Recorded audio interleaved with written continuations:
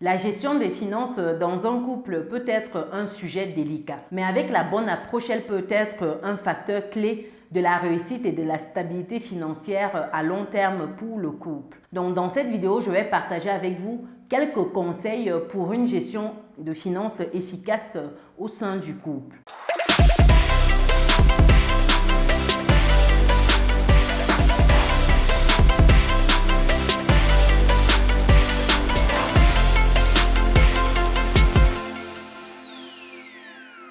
Le premier conseil ici, ce sera de discuter de vos objectifs financiers.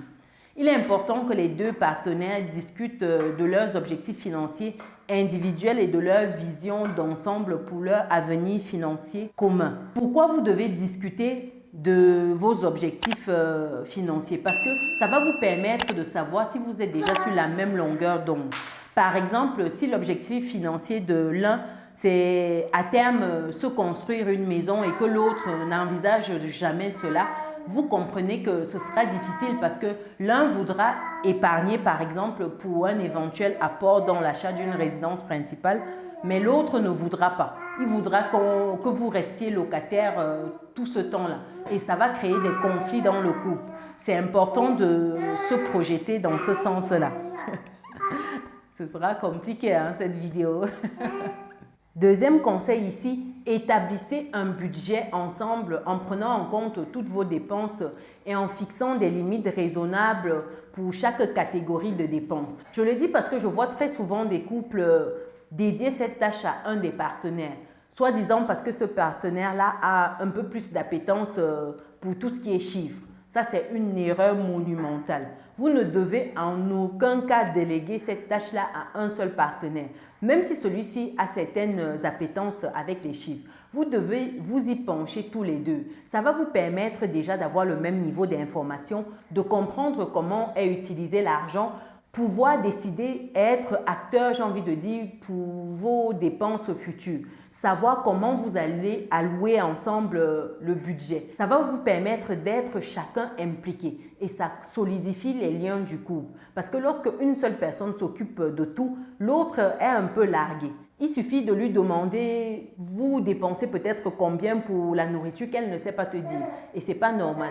Dans un couple, chacun doit pouvoir répondre aux questions financières et de savoir exactement où en sont les finances du couple. Troisième conseil ici, soyez transparent. Pourquoi je le dis? Parce que certains viennent se mettre en couple entraînant avec des dettes qui prennent le soin d'omettre d'en parler à leur partenaire. Et c'est lorsqu'il y a un projet ou pour une situation quelconque, l'autre se rend compte. Ce n'est pas bon du tout. Parce que à ce moment-là, ça fragilise énormément le couple. Donc, soyez transparents sur vos dépenses et vos dettes respectives et travaillez ensemble pour les résoudre.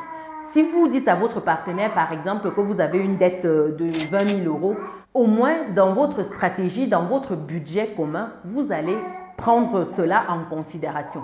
Et ça va vous éviter d'avoir un partenaire qui se retrouve asphyxié.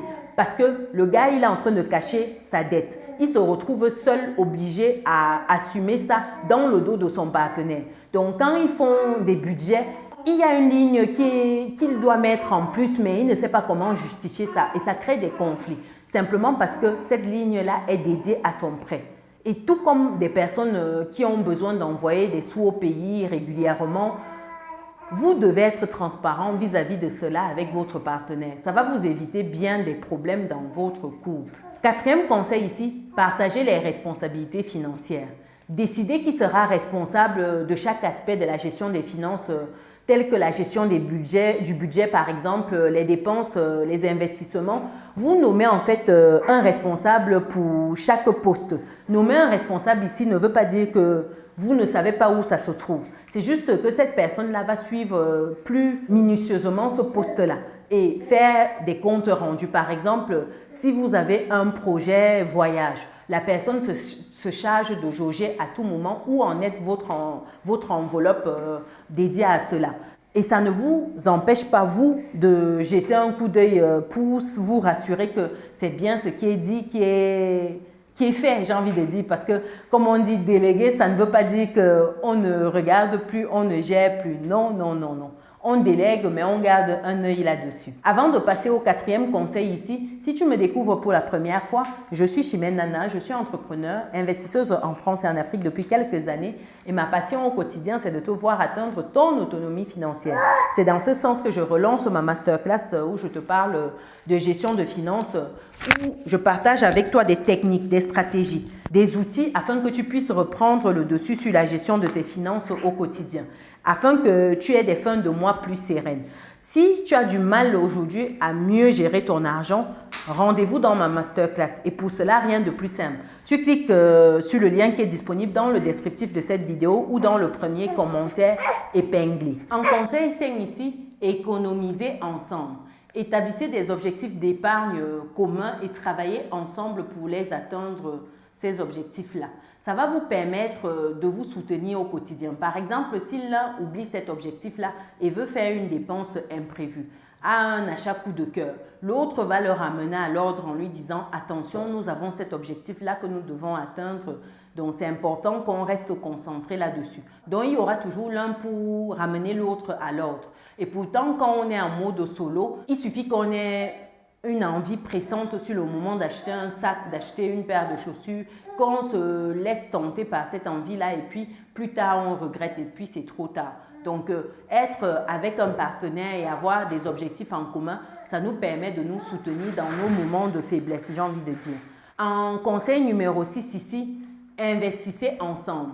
Discutez des options d'investissement et investissez ensemble pour construire votre patrimoine commun. Quand vous investissez ensemble, ça solidifie, j'ai envie de dire, le lien entre vous.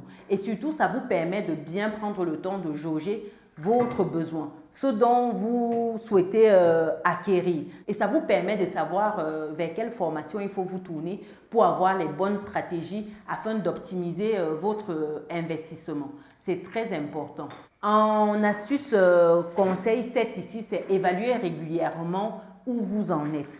Évaluer régulièrement la performance financière de votre couple est primordial. Ça vous permet de vous ajuster et d'ajuster votre stratégie en conséquence pour rester sur la bonne voie. Parce que si vous avez un budget, vous suivez votre budget et vous avez des objectifs financiers, à un moment, vous avez des écarts.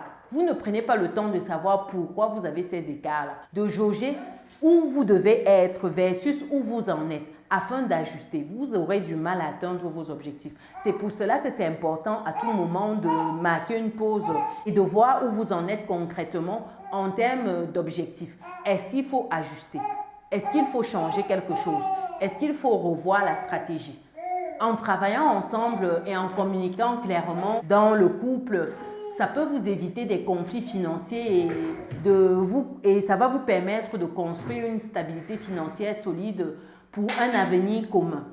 Est-ce que tu appliques déjà les conseils que je viens de te donner dans ton couple, si tu es en couple? Dis-moi lequel tu as l'habitude avec. Dis-moi lequel tu dois améliorer. Comment gères-tu tes finances dans ton couple? Partage dans les commentaires.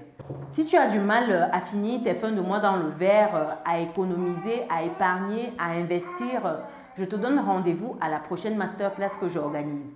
Tu ressortiras de là avec des outils, des astuces et des stratégies pour bien gérer tes finances. C'est simple. Rendez-vous dans le lien qui est disponible dans le descriptif de cette vidéo afin de bloquer ta place à la masterclass. Pour des personnes qui ne sont pas encore dans notre belle communauté, c'est le moment de cliquer sur le bouton qui s'affiche, d'activer la cloche de notification et de partager massivement cette vidéo. Pour ceux qui recherchent des vidéos business, je vous invite à regarder celle qui s'affiche actuellement à l'écran. Nous, on se dit à très bientôt. Ciao!